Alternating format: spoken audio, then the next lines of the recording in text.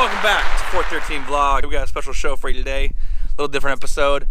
Today we're going to be building above ground garden boxes here with Mitchell Wiseman from A&M Woodworking. We'll be using 2x4s and 4x4s.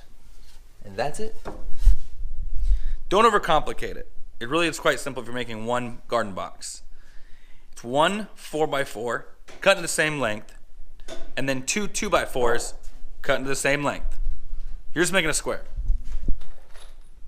Listen, make a square, fill it with dirt, put some food in it, make your wife happy. I don't tell you. So you're gonna want to take your 2x4 that's 8 foot long, two of them, and measure at the 4 foot mark.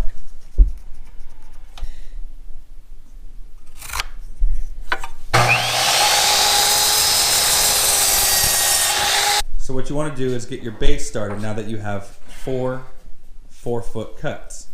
And then this will be essentially the bottom right here. Right about at 8.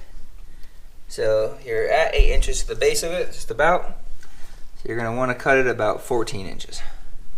14 to 16. Take your 4x4, measure 16 inches, mark it, and cut it. And that will be your post for the 4 corners. Measure twice, cut 14 times. That's about accurate. Like when you're finished, 16 inches each. That'll look real nice. Real nice. Real nice. Yee! Live action. Do you always work barefoot? I do. Is that safe? No. How many toes have you lost? Just 2. Oh, that's good. So this is what your completed garden box should look like. Nice, even square.